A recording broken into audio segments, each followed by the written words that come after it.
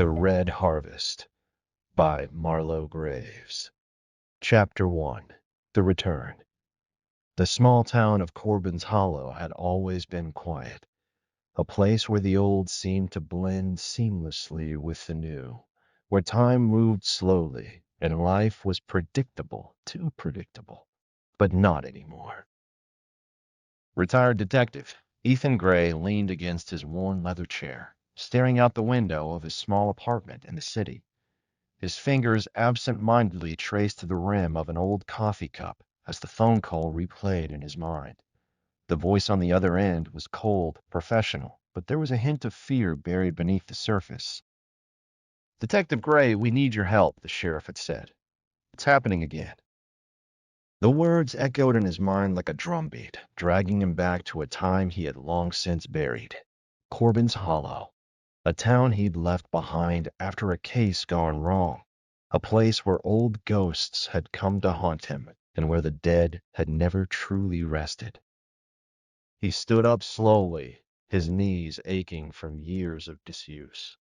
The detective badge he had once worn with pride now felt like an artifact of a life that no longer existed. But there was something about this case that called to him, a deep, unsettling pull that he couldn't ignore. His instincts, honed over years of solving the unsolvable, told him that the people of Corbin's Hollow were in danger. The flight was uneventful. The small propeller plane bounced lightly on the air as it descended, and the familiar sight of the town's outskirts began to take shape beneath him. There it was, Corbin's Hollow, nestled between dense forests and rolling hills. The town hadn't changed much since he had left, but the weight in the air had. It felt heavier now, like a storm was waiting to break. Ethan hadn't been back in years. The memories of his last investigation here still lingered, faces blurred by time, and one in particular, Sarah. He shoved the thought aside as the plane touched down with a gentle thud. The sheriff's office was a modest building at the edge of town, the kind that looked like it belonged in a picture book rather than reality. A bell chimed as Ethan pushed the door open, and a familiar face greeted him. Sheriff Amelia Harris, the same woman who had been a rookie when he first arrived in town all those years ago. "Gray," she said, her voice firm but with a trace of something else, relief perhaps. "You're finally here." "Amelia," Ethan replied with a nod. "What's going on? You said it's happening again." She led him through the cluttered office, past the desks stacked high with paperwork, into the back room. A dimly lit space, its walls lined with maps and crime scene photos. The flickering light above cast long shadows, as if the room itself was holding its breath. "It started 2 weeks ago," she said, her voice low. "At first, we thought it was just a string of unfortunate accidents, people dying, strange circumstances. But then—" She paused, swallowing hard. "Then we found the pattern." Ethan looked at the photos scattered across the table. The faces of the dead stared back at him, pale, expressionless. But it was the marks on their bodies that caught his attention. Dark, jagged cuts carved into their skin, as if they had been drawn with a blade. "No, something more ancient, something ritualistic," Amelia continued, her voice barely above a whisper. "These cuts, they're symbols. Ancient symbols we can't understand, but they match the ones found in the old texts, the ones tied to the harvest." "The harvest?" Ethan repeated, brow furrowing. He had heard rumors, vague stories told around campfires and whispered in hushed voices in the town square. But nothing concrete, nothing that could be confirmed. Amelia nodded, her eyes scanning the room nervously. "There's an old legend in this town, a harvest that feeds on fear. It's said to happen every 50 years, but no one has believed it for generations." She paused, then added, "Until now." Ethan's pulse quickened. Fear feeding on fear. It sounded like folklore, an urban legend. But he knew better than to dismiss anything in his line of work. He had seen things that defied logic and reason, and this felt like one of those things. So, what exactly are we dealing with? He asked, his voice steady. Amelia's eyes met his, and for the first time, Ethan saw the flicker of something darker in her gaze. The town's been plagued by unexplained deaths for years. People go missing, and then they show up days later, dead, stripped of life, with those symbols carved into their skin. It's like a ritual, but we can't figure out who's behind it or why they're doing it. All we know is that it's happening again. Ethan felt a chill creep up his spine. There was something in the air, something old, something powerful. He had been to places like this before, where fear took on a life of its own, where the dead had a way of speaking in the silence. He looked at the photos again, his mind racing. This wasn't just a case. It was something much bigger. Something that had been waiting, lurking beneath the surface of this quiet town for decades. I'm going to need more information, he said, his voice firm. And I'll need access to the town's history. Everything. Amelia nodded. I'll get it for you. But Gray, be careful. The people here are scared. They think the harvest is coming again. Ethan stood in the dim light of the room, the weight of the investigation settling on his shoulders. Something ancient was awakening in Corbin's Hollow, and it was feeding on fear. His instincts told him that this wasn't just another murder case. It was the beginning of something far worse. And for the first time in years, Ethan Gray felt a familiar chill run down his spine. He was about to face a terror that even he couldn't explain. The Red Harvest had begun. Chapter 2, Unearthing the Past. The morning sun struggled to pierce the thick fog that clung to Corbin's Hollow, casting a pale, ghostly light over the town. The streets, usually deserted at this hour, felt suffocating in their silence. As Ethan stepped out of the sheriff's office, he felt as though the town itself was holding its breath, waiting for something terrible to happen. Amelia had briefed him on the latest string of deaths. Each victim had been discovered in the woods outside of town, mangled, bloodless, and bearing the same intricate symbols carved into their skin. She had also mentioned an old burial ground just beyond the town limits, hidden deep in the forest, where it was said that an ancient ritual had once been performed every 50 years. Ethan wasn't one to buy into folklore, but there was something unnerving about the way the sheriff spoke. Fear had twisted her features into something darker, something desperate.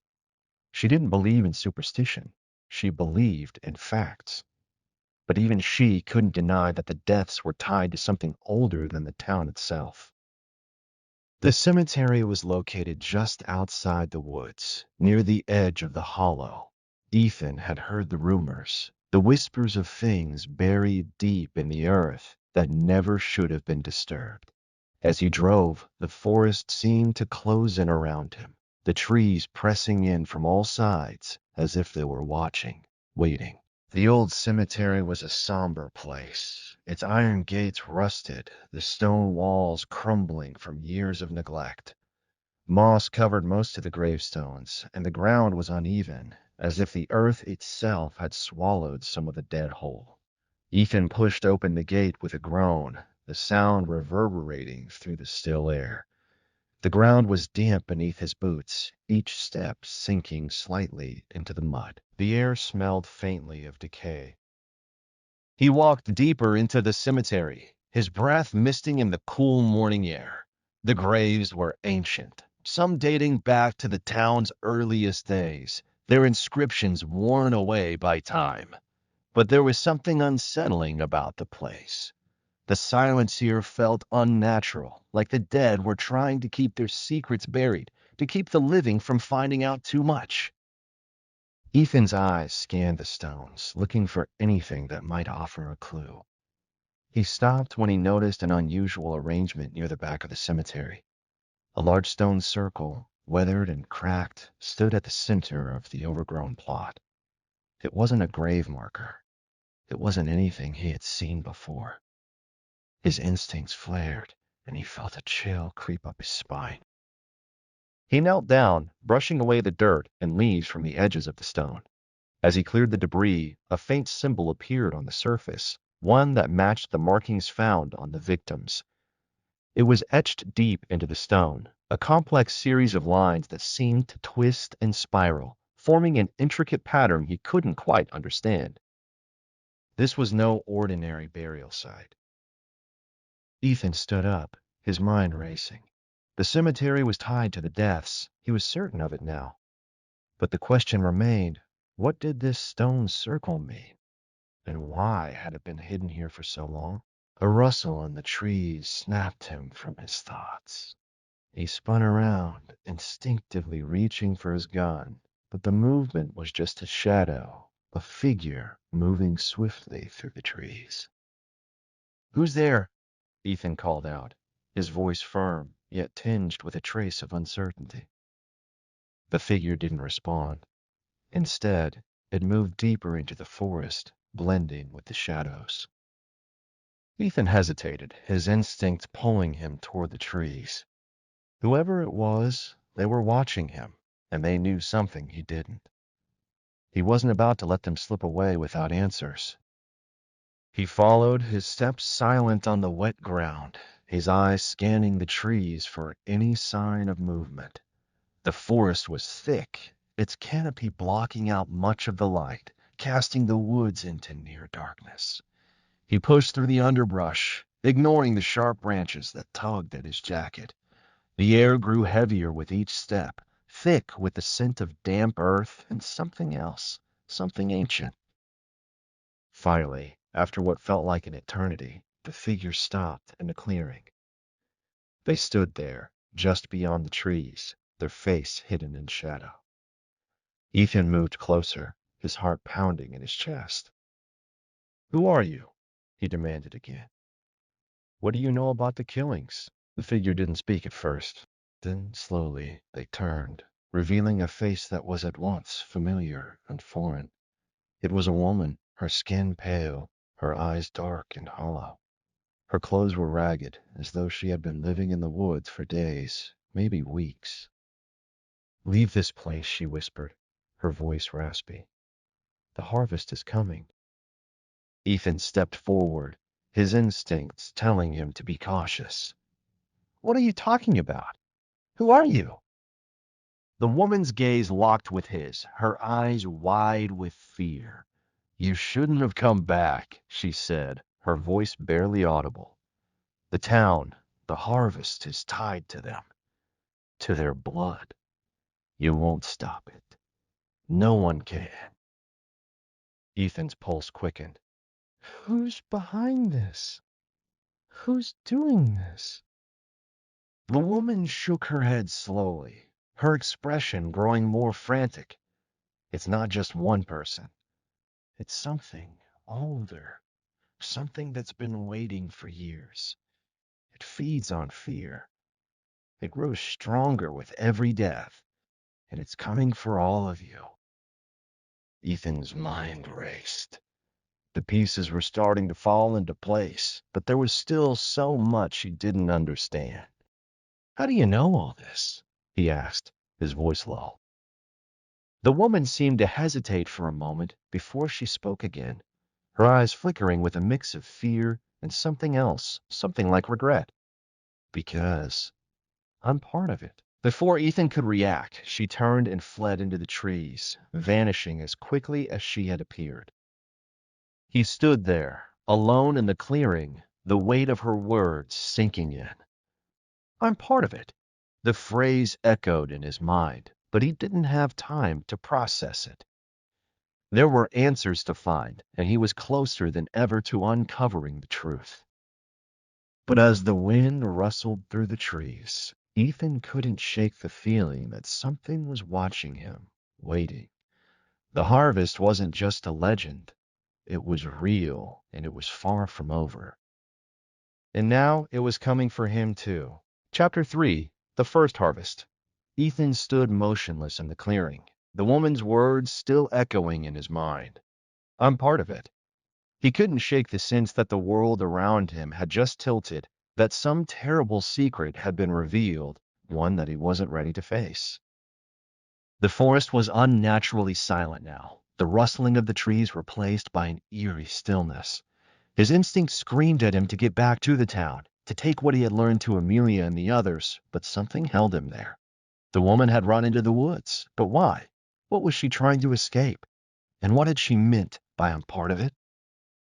His hand tightened on the grip of his gun, but he didn't draw it. Not yet. He didn't know who or what he was dealing with. Ethan turned, his gaze scanning the perimeter of the clearing. The shadows seemed to stretch further, thicker, as if they were closing in around him. The air felt heavier, the silence more suffocating. It's not just one person. It's something older. His heart pounded in his chest. The symbols on the bodies, the ritualistic nature of the deaths, the warning from the woman, it was all connected. Ethan had come to Corbin's Hollow to solve a mystery, but he was beginning to realize that the answers might not be found in simple facts and evidence. What was happening here was beyond rational explanation. Without another moment's hesitation, he pushed through the underbrush, moving deeper into the forest. The sun had long disappeared behind a thick veil of clouds, leaving the world cloaked in a chilling twilight. Every step felt like a descent into the unknown, each crunch of his boots on the forest floor muffled by the unnatural stillness. He had to find the woman. She was the only one who seemed to know anything about the ancient ritual, the deaths, and whatever dark force was behind them. Minutes passed, or maybe hours. Time seemed to bend in the suffocating stillness of the forest. Ethan's breath came in shallow gasps, the cold air biting at his skin. Then, through the trees, he spotted something. A structure barely visible through the undergrowth, a decaying shack, its roof caved in, its wooden frame rotting. Ethan hesitated. The place looked abandoned, but his gut told him that it was important. His hand hovered over the flashlight clipped to his belt before he drew it, flicking the beam across the dilapidated structure. The wood creaked under his weight as he approached, his heart beating faster with each step. The shack was even worse up close, the door hanging off its hinges, a faint smell of mold and decay wafting out from inside. Ethan peered into the shadows, but all he could see was the outline of broken furniture and piles of rotting debris. But then something caught his eye. A piece of fabric, crimson red, caught on the broken door frame. Ethan stepped closer, a sinking feeling growing in his gut. He reached out, fingers trembling as he touched the fabric and pulled it away. It was a piece of clothing, stained with something that looked like blood. His stomach churned. This wasn't just an abandoned shack. It was a place someone had used recently, and whoever had left that fabric behind hadn't done so willingly. Ethan's mind raced. He stepped back, turning toward the forest, but then he stopped. From somewhere deeper in the woods, a sound reached his ears, faint but unmistakable. A whisper. He turned slowly, the hairs on the back of his neck standing on end. The whisper grew louder, becoming a chant, a rhythmic, guttural murmur that seemed to vibrate through the air. His breath caught in his throat. He wasn't alone. Ethan drew his gun, his flashlight illuminating the trees, scanning for any sign of movement. The chant persisted, though he couldn't pinpoint where it was coming from. He moved cautiously, keeping his gun raised, his every sense on high alert. And then he saw it. A figure, tall, cloaked in a dark robe, emerged from the shadows, moving silently through the trees. Ethan's heart pounded in his chest. This wasn't a person. The figure seemed to glide, its movements unnatural, fluid, like it was part of the forest itself. Ethan took a step back, his mind racing. The chant intensified as the figure drew closer. He could barely make out the words, but they were ancient, the language thick with meaning. It was like a song sung by the earth itself. The figure stopped. The air seemed to freeze around it. For a long moment, Ethan and the cloaked figure locked eyes, eyes that were hollow and dark, as if the figure had never truly been human. It was a face, but not a face. There was no emotion, no recognition, just a deep, endless void. Then, without warning, the figure raised its hands, and the chant became a roar, shaking the trees around them. Ethan's pulse quickened, his thoughts spiraling out of control. This wasn't just a person. This wasn't just a ritual. This was something far worse. The ground beneath Ethan's feet seemed to shift, the earth groaning in response. The air thickened, like something ancient was stirring beneath the surface, something hungry. Ethan backed away, his breath quickening as he turned to flee. The figure didn't move. Instead, the chant turned into a low, rumbling growl, a sound so guttural it vibrated through his bones. He ran. Branches clawed at his face, the ground slipping beneath his feet, but he didn't dare stop. He could feel the presence behind him, the thing in the woods, closing in on him like a predator stalking its prey. The chant echoed through the trees, a constant reminder that he wasn't alone. Finally, after what seemed like an eternity, the trees broke open, and he was back at the edge of the same cemetery where he had discovered the strange stone circle. Gasping for breath, he turned, his eyes scanning the dark forest, but the figure was gone. But he knew it wasn't over. The harvest had begun, and Ethan was no longer just a detective. He was part of the ritual. Chapter 4: Unraveling the Threads. Ethan had never experienced fear like this before. It wasn't the kind of fear that sent you running. It was the kind that froze you in place, the kind that left your skin crawling and your mind racing with thoughts of things you couldn't fully comprehend. The shadowy figure in the woods, the ancient chants, it all felt so wrong, so unnatural, and gnawed at him. Whatever was happening in Corbin's Hollow was bigger than he had imagined. It wasn't just a string of murders. It was something older, something tied to the very land itself. Breathing heavily, he paced back and forth near the cemetery, his eyes darting over the gravestones.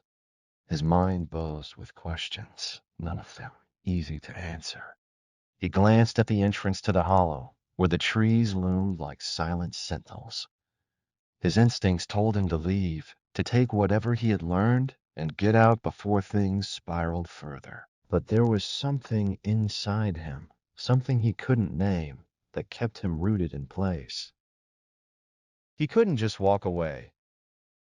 Ethan turned, his eyes scanning the cemetery again.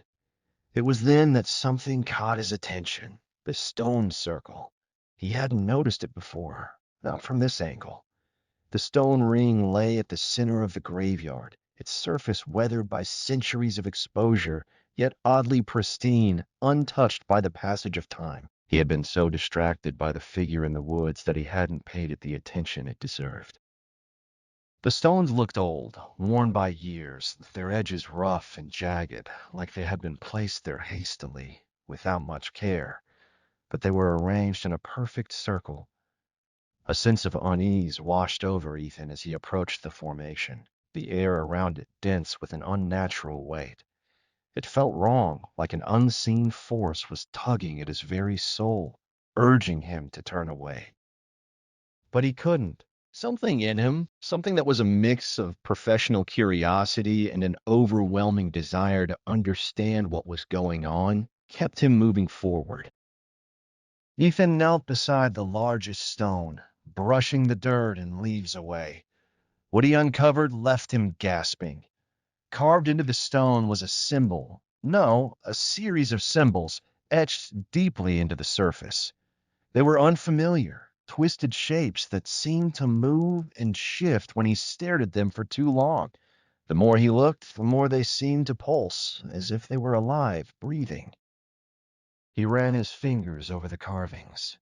Each symbol seemed to hum with energy, like a current running through the rock, and Ethan's skin tingled. The symbols were no random markings. They were a language, one that spoke of death, of something ancient, something hungry. Suddenly, a sharp voice broke through his thoughts. Stay away from that. Ethan spun around, his heart skipping a beat. Amelia stood just outside the circle, her eyes wide with concern, her face pale in the dying light. Her expression was strained, her gaze flickering nervously between him and the stone. "You've seen it, haven't you?" she asked, her voice low, almost fearful. Ethan nodded, not trusting his own voice to speak. She stepped closer, eyes darting to the circle, then to the woods, then back to him. "You don't understand what's happening here, Ethan. You shouldn't have come back." "I'm not leaving until I figure this out," Ethan replied, his voice steadier than he felt. "People are dying, Amelia. This isn't just about murders. It's something much worse. This town, this place, it's cursed." Amelia looked over her shoulder as though checking for something. She lowered her voice, her words carrying the weight of someone who had seen too much. "I was born here. I know what this place can do to people. The ritual, it started long before either of us arrived, and it hasn't stopped. Every generation, the harvest begins again." Ethan frowned, his mind racing. The harvest? She nodded. "The killings, they're part of it. Every year, a sacrifice is made to the land, to the thing that lies beneath it." "What is it?" Ethan asked, his voice barely above a whisper. Amelia took a deep breath and looked back at the stone circle. "The harvest is tied to an old god, an entity that feeds on fear, on suffering. The townspeople, they've been doing this for generations, and it's kept the entity at bay. It's the only way to protect the town from the thing that slumbers beneath it." Ethan's stomach twisted at the thought of it. "So, the murders are sacrifices? For this thing?" Amelia nodded, her face tight with emotion.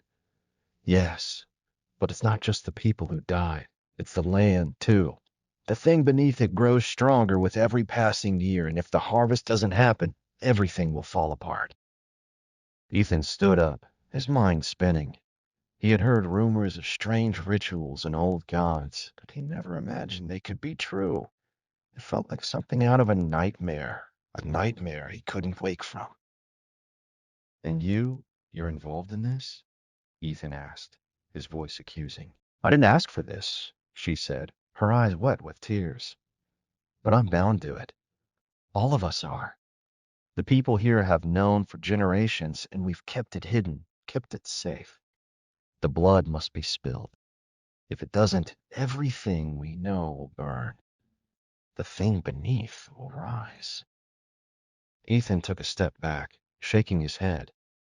"And what happens when it rises?" Amelia's face darkened. "When it rises, there will be no place left to hide.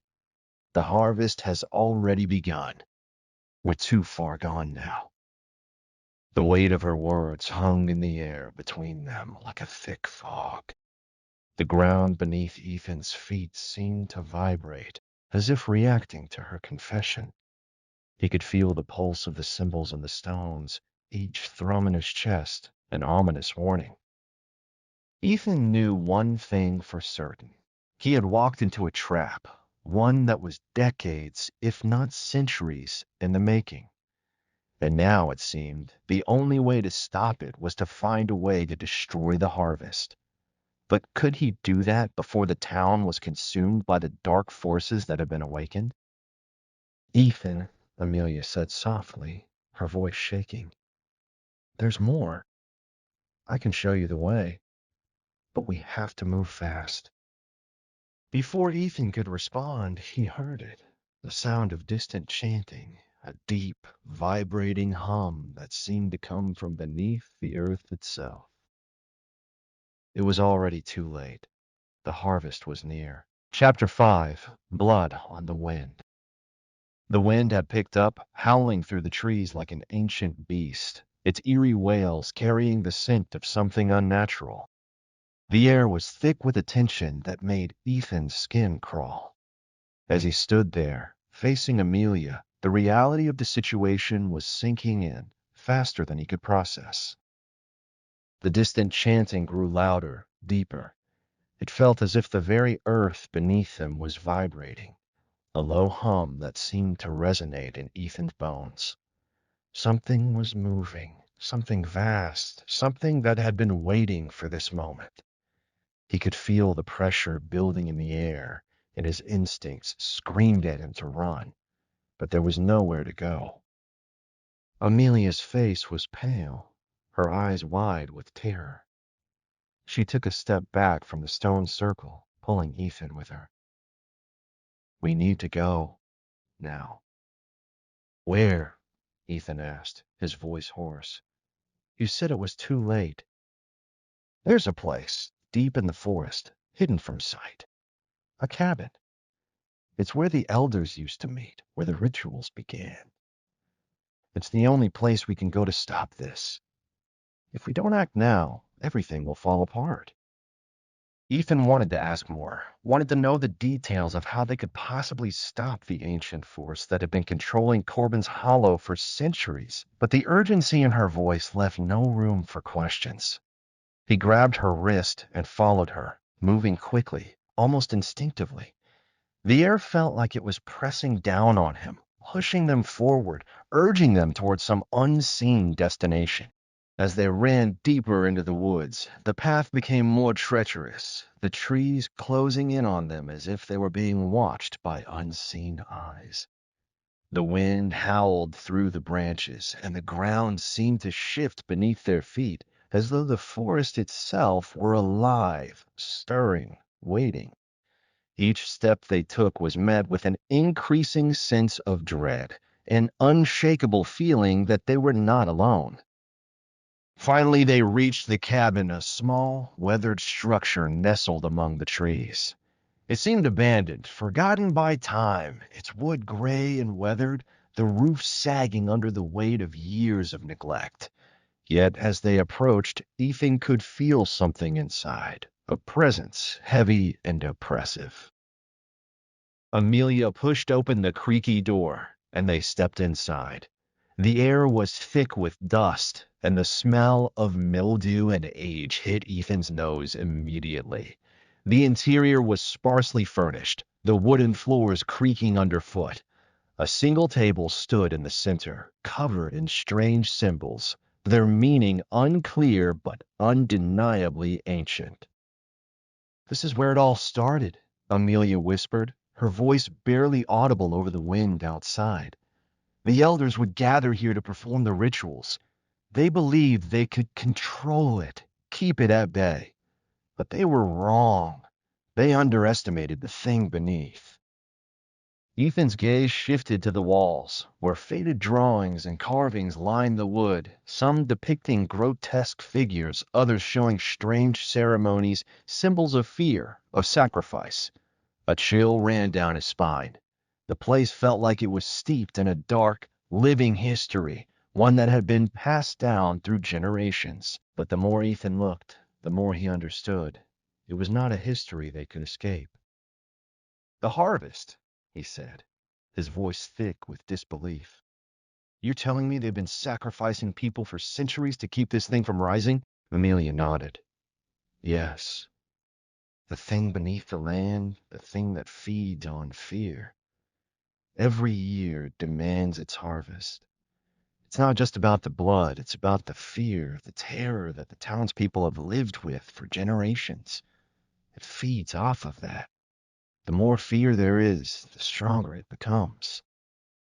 Ethan's mind raced.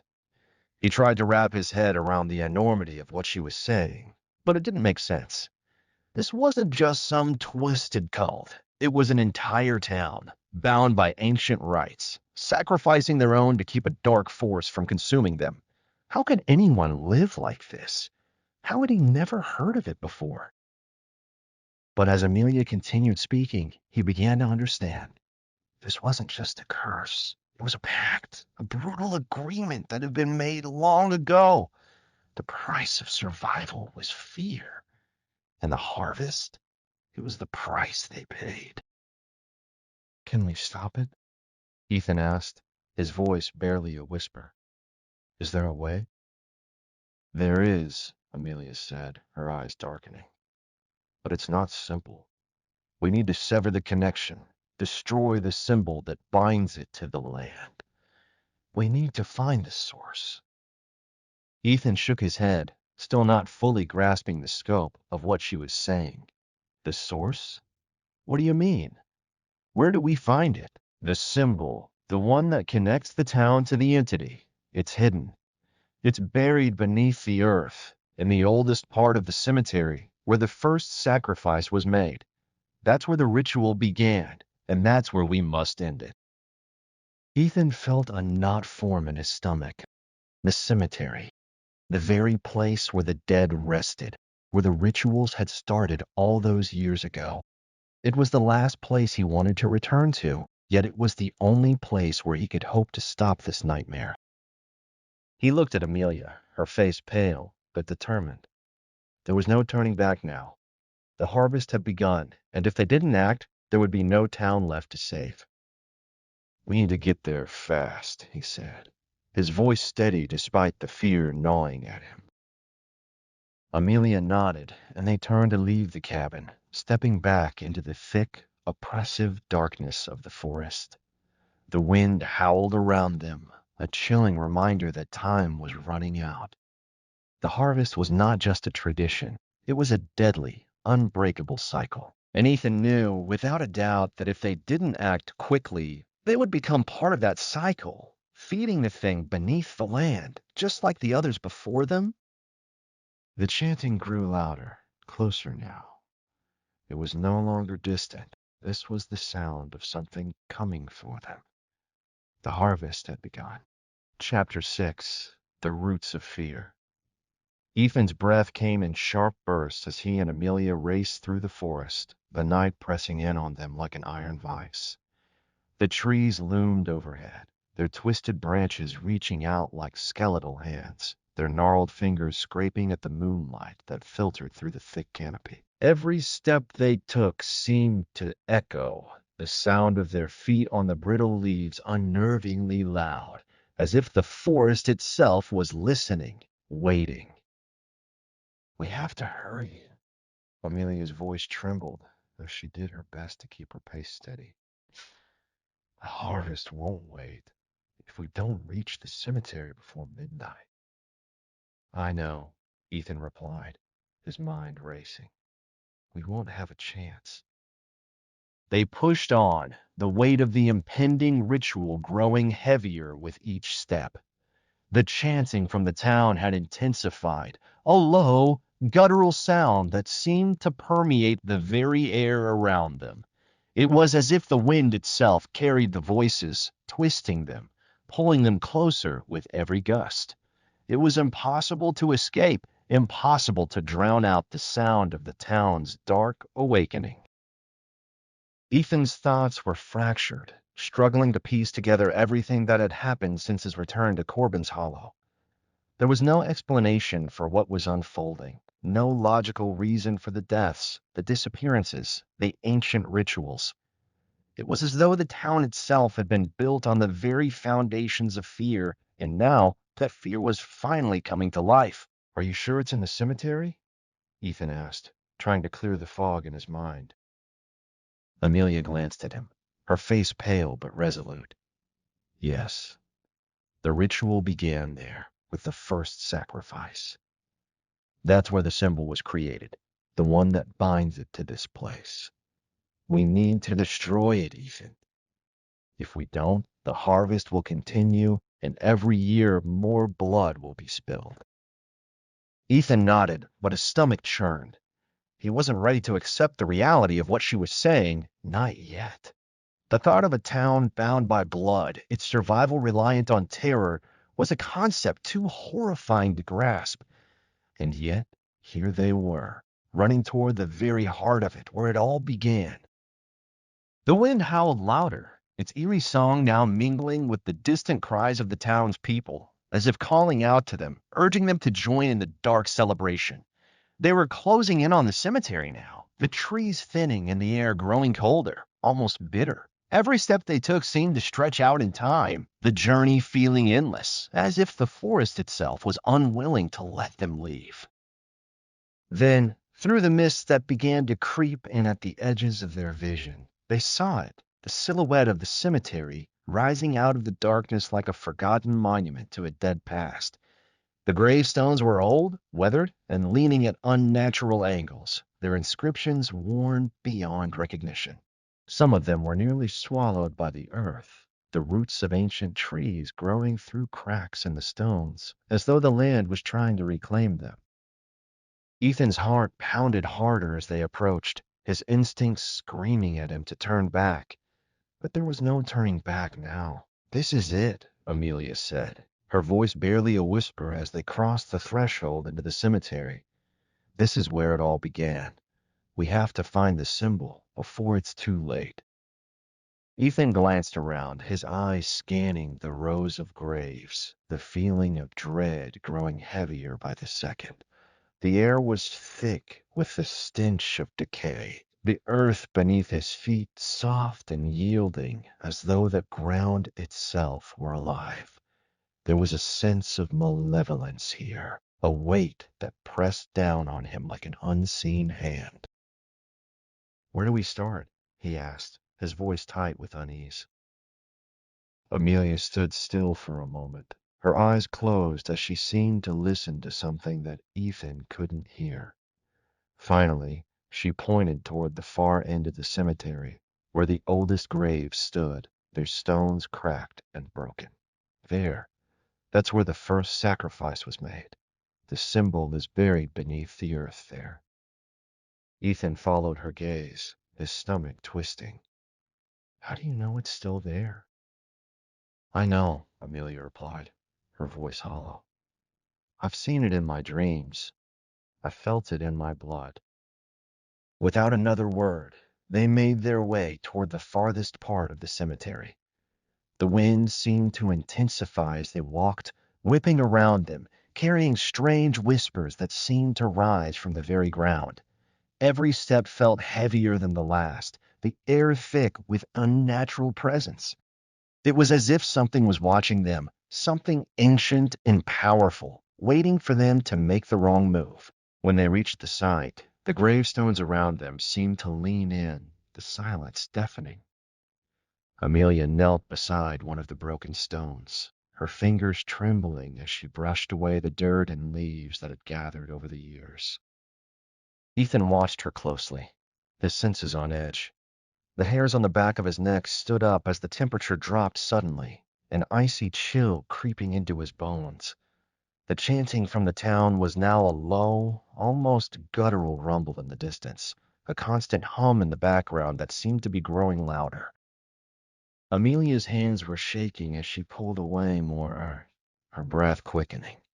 She seemed to be searching for something, her movements frantic, almost desperate. "Come on," she muttered under her breath. "It has to be here." Ethan knelt beside her, glancing nervously around the cemetery. He felt the urge to look over his shoulder, as though something was lurking just beyond the shadows, watching them. Suddenly, Amelia's hand hit something solid. She froze, her fingers trembling as she brushed away more dirt to reveal a stone slab engraved with strange symbols, symbols that were unlike anything Ethan had ever seen. The symbols seemed to pulse with a faint, otherworldly energy, and as he touched them, a chill ran through him, deeper than anything he had felt before. "This is it," Amelia whispered. "This is the symbol that binds the harvest." Ethan swallowed hard. How do we destroy it? Amelia took a deep breath, her face pale. We have to break the seal. But it's not just about strength. It's about facing the fear it represents. The fear of the town, the fear of what they've done. Ethan stared at the stone, a sick feeling in his gut. He knew what that fear felt like now. It was in the air, in the whispers of the trees, in the blood of the town's past. And if they couldn't break the seal, if they couldn't sever the connection, the harvest would continue, and they would all be swallowed by the darkness. As Amelia placed her hands on the stone, Ethan braced himself, knowing that they were about to awaken something far more dangerous than they could ever imagine. Chapter 7: The Awakening. Ethan's heart raced as the symbols on the stone pulsed beneath Amelia's hands.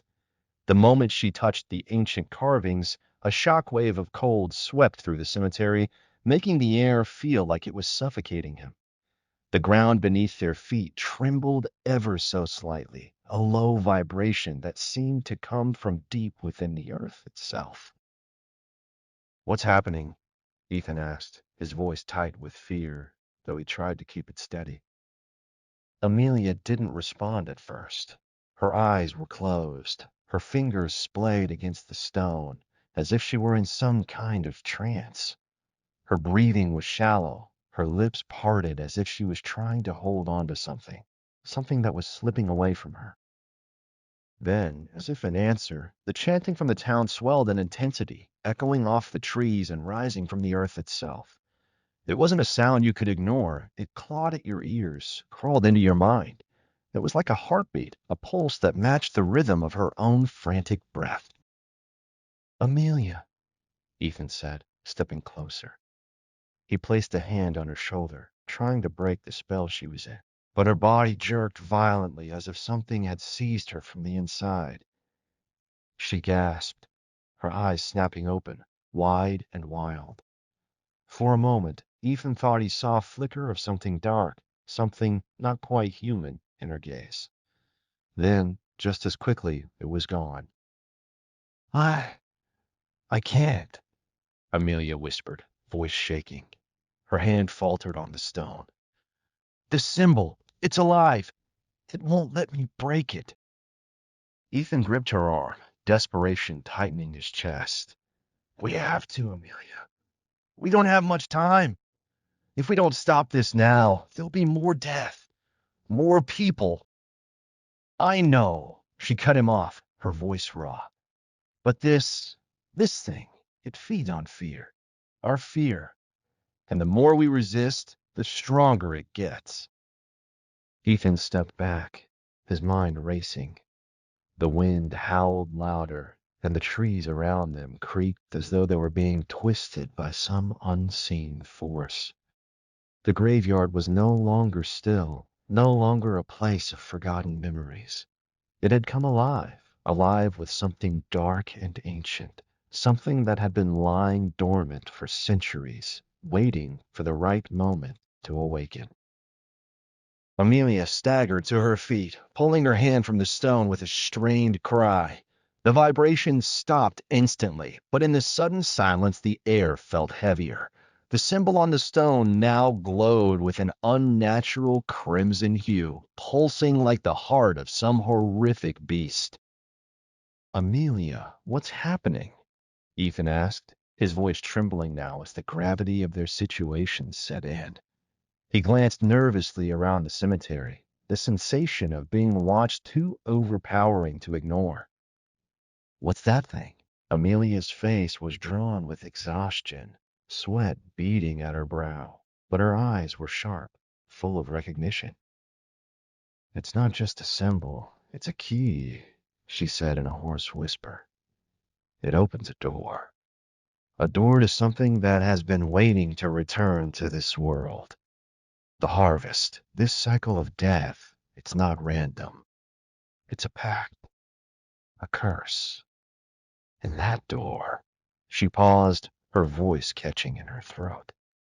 "That door has been unlocked." Ethan's stomach twisted as the reality of what she was saying hit him. The harvest wasn't just about blood. It was about something far worse. What's behind the door? Amelia swallowed, but the look in her eyes told him everything he needed to know. Fear. As if on cue, a chill swept through the cemetery, colder than before, sharper. Ethan's breath came out in visible puffs, his pulse quickening. He could feel something stirring in the earth beneath them. Something ancient, something hungry. The ground, once solid, now seemed to shudder under his feet, as if the earth itself was trying to reject them. Then, without warning, the first scream cut through the air. It was distant, but it rang through the forest like a knife through silence. A raw, primal scream that echoed with agony, a sound so chilling that it seemed to freeze the very blood in his veins. Ethan turned, his eyes wide, searching the dark forest beyond the cemetery, but he saw nothing. The trees were still, the air suffocatingly quiet, save for the faintest rustling of leaves. But the scream came again, this time closer, and then another, followed by several more, overlapping in a chorus of terror that seemed to come from every direction. Ethan's mind raced. He knew those voices. They were the townspeople, the ones who had gone missing, the ones whose lives had been consumed by this cursed ritual. The harvest had begun. Amelia stumbled back, her hand going to her mouth as she gasped in horror. No, they're feeding it, the fear. They're the sacrifice. Ethan's heart dropped into his stomach as the realization hit him.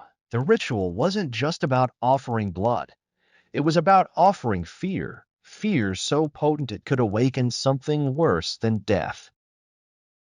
Then, from the edge of the cemetery, something moved. It was barely perceptible at first, just a shadow flickering at the edges of Ethan's vision. But then it grew. A figure, tall, thin, and shrouded in darkness. It moved with unnerving speed, a blur against the trees, its presence unmistakable. It was coming for them. Amelia! Ethan shouted, but she was already moving, her legs unsteady but determined as she stumbled backward. The figure, dark, distorted, was closing in, its form shifting unnaturally as if it wasn't quite human. Run, Amelia cried, but it was too late. The figure lunged, its hands reaching for them, its eyes gleaming with an otherworldly hunger. Ethan grabbed Amelia, pulling her into a desperate sprint, their footsteps frantic against the soft, sinking ground. But the sound of the figure's pursuit was unmistakable, relentless. Go! Amelia shouted again, her voice breaking. We need to get to the church. It's the only way to end it. But Ethan didn't need to hear her words twice. He already knew what they were up against. The harvest wasn't just about killing. It was about terror, about fear feeding something far worse than they could have ever imagined. And they were running out of time. Chapter 8, The Final Harvest. The wind howled through the trees as Ethan and Amelia ran, their breath heavy and desperate in the chilling air. The earth beneath their feet seemed to shift, as though it was conspiring to slow them down, to make them fall into the grasp of whatever hunted them. The figure from the cemetery, the shadow that had come to life, was still pursuing them, its shape flickering in and out of focus with every frantic step they took. Its presence was overwhelming, like a nightmare they couldn't outrun. Keep going, Amelia gasped, her voice barely audible over the scream of the wind. We're almost there. Ethan's legs burned with exhaustion, but he didn't dare slow down. The town lay ahead, but they needed to reach the church, the only place that might hold the key to ending the horror. The rituals, the deaths, the whispers in the wind, they were all tied to the ancient place of worship. If there was any hope of stopping what had been unleashed, it lay in that crumbling building at the edge of town. As they neared the church, the screams grew louder, more frantic. The town was awake now, thrumming with a sickening energy that buzzed in the air. It was as if the entire village had been pulled into the nightmare, their lives, their fears, feeding whatever was stalking them. The harvest had begun in earnest, and it wasn't just the dead who were in danger. It was everyone. Ethan could hear the footsteps behind them, heavy, relentless. The figure wasn't far off. He could almost feel it closing in, its presence like a weight on his chest. He couldn't allow it to catch them, not now, not when they were so close to the end. Faster, he urged, his voice frantic as he grabbed Amelia's arm, urging her forward. She nodded, her face pale but determined, her eyes wide with the same realization that had dawned on him. They couldn't stop. They couldn't afford to hesitate. The church loomed ahead, its stone facade darkened by time and decay. The front doors were ajar, a faint light flickering from within. They didn't pause to catch their breath. They bolted through the doors and into the sanctum, the heavy wood creaking in protest behind them. Inside, the church was cold, the shadows stretching long across the cracked floor. The air was thick with a musty, oppressive scent, and the walls seemed to pulse with a quiet energy, an unsettling hum that made the hairs on the back of Ethan's neck stand on end. But they didn't have time to examine their surroundings. They needed to find the source of the ritual, the heart of the curse. Amelia moved quickly, heading toward the altar at the front of the church. Ethan followed, his eyes scanning the room, searching for any signs of what they needed to do. Amelia, what do we do? Ethan asked, his voice low but urgent. How do we stop it? Amelia was silent for a moment, her eyes darting around the darkened church. Then, as though a thought had just struck her, she reached for a small, intricately carved box on the altar, hidden among the dust and cobwebs. It had to be it. She opened the box slowly, revealing a small silver pendant, an amulet, its surface etched with the same symbols they had seen on the stone in the cemetery. This is it, Amelia whispered, her voice trembling. This is what the ritual was meant to protect, but it's also what will destroy it. Ethan stepped forward, eyeing the amulet in her hand. It was beautiful, but there was something deeply unsettling about it, something that tugged at the edge of his consciousness, as though it had been waiting for this moment. What do we do with it? He asked, his voice strained as the sound of footsteps outside the church grew louder. He knew the figure wasn't far behind. Amelia didn't hesitate. She closed her fingers around the amulet, her knuckles whitening with the force. We have to destroy it, she said, determination hardening her features. But we need to perform the counter-ritual. Only then will the harvest end. As she spoke, the doors of the church slammed open, and the figure entered, its presence swallowing the light. Ethan's heart skipped a beat as the figure stepped into view, its eyes gleaming with an unnatural hunger. It was tall, impossibly thin, its features obscured by darkness, but there was no mistaking the cold malevolence that radiated from it. Amelia didn't look back. She stepped toward the altar, holding the amulet high, chanting in a language Ethan couldn't understand. The words seemed to vibrate through the air, the very walls of the church trembling in response. The figure halted just inside the doorway, its form flickering like a candle flame in the wind. Ethan didn't waste a second.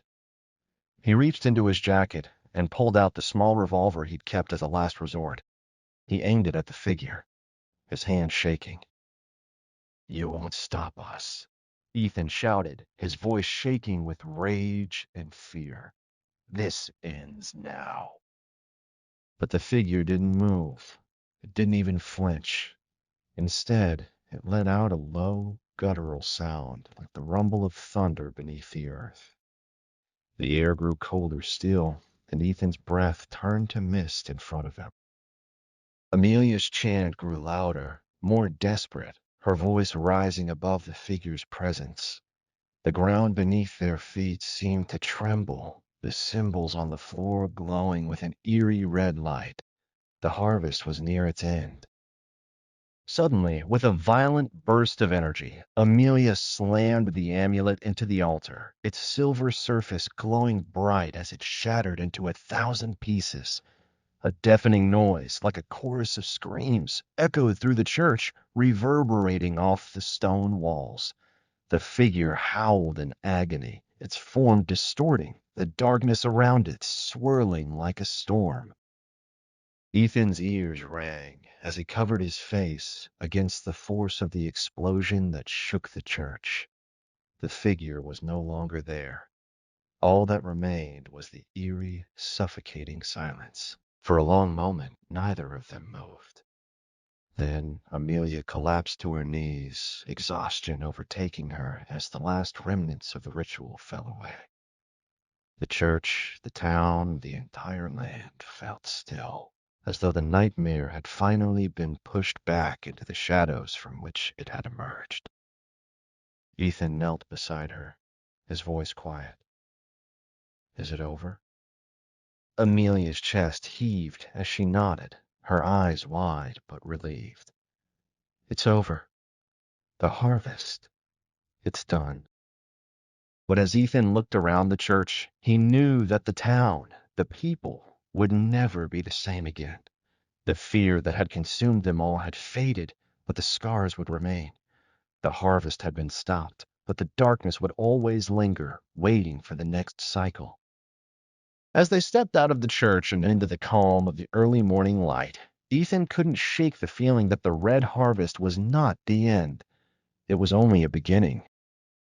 The town had survived this time, but how long before the cycle would start again? Chapter 9. Beneath the Surface. The town was eerily quiet. The blood-red dawn bathed the empty streets in a pale, ghostly light. The world felt suspended, as if holding its breath, waiting for something, waiting for the inevitable. But for Ethan and Amelia, it was a momentary pause, a fleeting reprieve before the true implications of their victory set in. The town had suffered, people had died, and even though the ritual had been stopped, the damage was done. The darkness that had lived in the town for generations, feeding on fear, had been awakened and unleashed, leaving behind a legacy of pain and terror. But now it was over, or so I thought. Ethan's mind raced. There was something about the way the town felt, an unsettling emptiness that clung to the air. They had destroyed the amulet, shattered the ritual, but he couldn't shake the sense that the town was far from free. Something had been stirred beneath the surface, something deeper and more ancient than they could comprehend. As they walked through the silent streets, their footsteps the only sound, Ethan noticed the people, those who had survived the madness. They were still there, but they were different. Hollow eyes followed them from darkened windows. There was no relief in their expressions, only the lingering trace of something dark, something that refused to die. "Do you feel it?" Amelia asked, her voice barely a whisper as she walked beside him. Ethan nodded. "Yeah, something's wrong. It's like the town is holding its breath, waiting for the next thing." They reached the town square, where the fountain once flowed with water, but now it stood dry, a cracked and barren shell of its former self. The buildings around them, once filled with life and laughter, seemed to sag under the weight of the terror they had witnessed. It was as if the very foundation of the town had been shaken to its core, leaving it fragile, unsteady. Amelia stopped, her gaze fixed on something in the distance. "It's not over," she said, her voice distant, as though she were speaking to herself. "The harvest may be finished, but whatever darkness was planted here, it's still in the soil." Ethan looked at her, a knot tightening in his stomach. "What are you saying? That it's not done?" She turned to face him, her eyes wide with an unspoken fear. The ritual. It was just a symptom of something older, Something buried beneath this town. What if the harvest wasn't meant to end? What if it's only the beginning? The words hit him like a blow.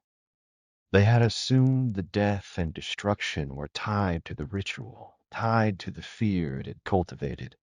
But Amelia's voice, her words, suggested something more sinister. What if the curse wasn't bound to the ritual? What if it had been feeding off the town long before they even knew of its existence? Ethan felt a cold chill wash over him. His eyes scanned the streets, the deserted buildings, the people who still lurked in the shadows. They weren't free, not yet. And the town? It wasn't as quiet as it seemed. "You're right," he said slowly. "We've only scratched the surface." The ground beneath their feet seemed to hum, a subtle vibration that rippled through the town, like a whisper just beyond hearing. Ethan turned quickly, scanning the square. Nothing. Just the same, dead stillness. But that feeling, it was growing, thickening the air around them. "It's still out there, isn't it?" Amelia asked, as though reading his mind. Ethan didn't respond immediately. He couldn't. The darkness they had fought so hard to escape was still there, lurking beneath the surface of everything. The harvest wasn't over. It had only changed form. "We need to find out what's really going on," Ethan said, his voice steady, but the weight of his words hung in the air. "We have to dig deeper, Amelia. There's something more beneath all of this. And I'm afraid it's not just the harvest, it's something older, something that has been waiting." Amelia nodded, her face grim. "Then we need to go back. We need to look beyond the surface." They turned together, heading back toward the heart of the town, towards the old archives and the records that had been buried with the past. Amelia had uncovered so much already. Scraps of old texts, journals, documents about the ancient rituals that had once been practiced in the town. But they both knew there was more. They needed to know what had been hidden, what had been erased from the town's memory. As they entered the small building that housed the town's historical archives, the smell of old paper and dust greeted them. The shelves were filled with forgotten histories, journals that had never seen the light of day. They set to work quickly, rifling through the stacks of ancient books, searching for anything that might explain what had happened to the town and why it was still haunted by its past. Hours passed. The quiet hum of the town outside was now almost unbearable, pressing in on them as they worked. Every now and then, they would hear the faintest of noises, scratches on the walls, the soft sound of a door creaking open, but when they looked, the room was empty. Still. Dead. Then, buried deep within a stack of journals, Ethan found something that made his blood run cold. It was an old manuscript, its pages yellowed and brittle with age. The handwriting was faint, barely legible, but the words that jumped out at him were unmistakable. "The red harvest must never cease. It is the blood of the town that keeps the darkness at bay." Ethan's hands shook as he read the next line, his breath catching in his throat. "When the harvest ends, the darkness will return, more powerful than ever before." Amelia stepped beside him, her face pale as she scanned the page over his shoulder. "What does it mean?" Ethan stared at the words, dread gnawing at his insides. He closed the book with a snap, his mind racing. "It means the harvest didn't end. It was never supposed to end. And now the town is. It's feeding something ancient." Amelia stepped back, the realization sinking in like ice water. "You're saying it's not just about fear anymore. It's about feeding the darkness itself." Ethan nodded slowly. "And we've only made it stronger." The hum in the town grew louder, almost deafening now. Ethan looked out the window at the streets below. They weren't empty anymore. The town was awake, and whatever had been feeding on them was no longer just a ritual. It was a force, and it had only just begun. The red harvest wasn't over. It was just beginning. Chapter 10. The Final Reaping. The air in the town was thick with a heavy silence, as if the world itself was waiting, holding its breath. Ethan's mind raced, the pages of the old manuscript still burning in his mind. The darkness had been feeding for generations, and now it was awake, stronger, hungrier. The town streets were no longer empty. Figures moved through the fog, shadowy forms that didn't quite belong to the living. The strange hum, once a faint whisper, now buzzed in Ethan's ears like a swarm of unseen bees, relentless, insistent. Amelia stood beside him, her face pale and sad. She had known this would happen, deep down. They had disturbed something ancient, something primal. The ritual had not just been about fear. It had been about feeding something far darker. And now they were witnessing the result of generations of unholy harvest, all bound together by blood and fear. We need to stop it, Ethan muttered, as his hand gripped the manuscript. We need to finish what we started. But Amelia shook her head slowly. It's too late. The harvest has already begun. We've unleashed something we can't control. They stood there, staring at the town square, now shrouded in mist. The towering figure of the old church loomed in the distance, its spires reaching toward the sky, as if they were trying to touch the very heart of the storm that was brewing. The church had been a place of worship once, a symbol of hope, of redemption. Now it felt like the center of the storm, a beacon for the dark harvest. Ethan's heart pounded in his chest. The church, the harvest, it all started there. Without another word, they began their way toward the church, each step heavy with the knowledge of what they were about to face. The ground beneath their feet seemed to tremble, as if the earth itself was reacting to the cursed ritual they had interrupted. The fog was thick now, swirling around them like a living entity, curling at their ankles and blurring their vision. As they neared the church's entrance, Ethan felt a cold rush of air, like a final warning. The doors creaked open slowly, and a sense of dread washed over them. The inside of the church was dark, despite the early morning light trying to penetrate the stained glass windows. The pews, now old and rotting, lined the aisles like forgotten memories, untouched by time, until now. At the altar, a strange symbol had been carved into the stone floor.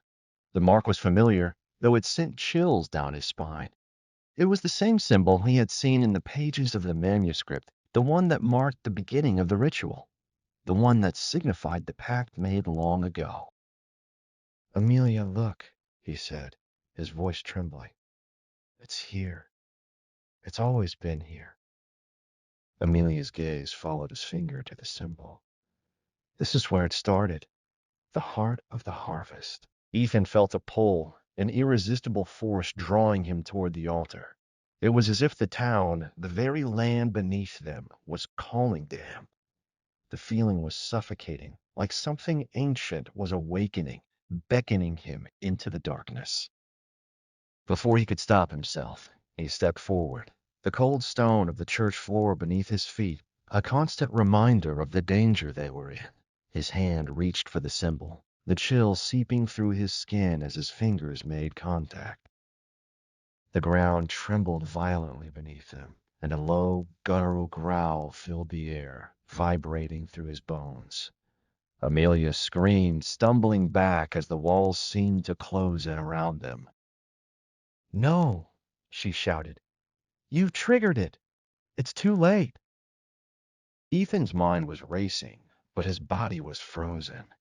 The darkness had always been here, feeding on fear, feeding on the harvest. But now it was feeding on something more. The power that had been bound to the town, buried deep in its roots, was breaking free. As the air grew colder, a shape began to emerge from the shadows. At first, it was only a flicker, like the silhouette of a man. But then it solidified, taking on a grotesque, monstrous form. Its skin was twisted, like something stitched together from forgotten nightmares. Its eyes burned with a malevolent red light, as if the very soul of the harvest had come to life. The beast towered before them, its gaze fixed on Ethan, a deep, malevolent hunger in its eyes. It spoke, but the words were a low, rumbling growl, unintelligible to the human ear. Ethan felt the weight of its gaze pressing down on him, suffocating him with a fear so deep it felt like the very marrow in his bones was freezing. "Amelia!" Ethan gasped, his voice hoarse. "We need to end this. Now." Amelia, though terrified, stepped forward. She had seen what the harvest had done to the town, to its people. She knew that this creature, this thing, was more than just a nightmare. It was a physical manifestation of everything the town had fed, everything they had allowed to grow in the shadows. She didn't hesitate. Her hand shot out, grasping the amulet they had found earlier, the one they thought was the key to ending it. The red stone at its center pulsed with an eerie light, flickering like a dying flame. "This is it," she whispered as she held it up. "This is the source. We can stop it. We can stop it all." With a surge of strength, she hurled the amulet at the creature. The moment it made contact, the beast howled, a screech that pierced the very fabric of reality. The ground beneath them cracked open, and the church seemed to tremble as the power of the harvest fought back. But the amulet pulsed one final time, and then everything went dark. When Ethan opened his eyes, the fog had lifted. The streets of the town were quiet again, eerily still. The church stood as it had always been, its doors closed, its windows intact. The sun, now fully risen, cast a golden light over the town. But the air felt different, lighter, as if the town had finally exhaled after holding its breath for too long. Ethan stood up slowly, looking around. The shadows were gone. The sinister presence that had hung over the town had vanished. There was no trace of the beast, no sign of the harvest. The town had been freed. But as Ethan and Amelia walked down the empty streets, there was still a sense of unease, a lingering shadow in the corners of their minds. The red harvest had ended, but the darkness it had unleashed was still a part of the town. And though they had stopped the ritual, they both knew that some things, some evils, never truly die. They simply wait for the next harvest. And so, the town would go on, its past buried beneath the surface, its secrets hidden in the soil. But Ethan and Amelia would never forget. Not as long as the harvest still whispered in the wind.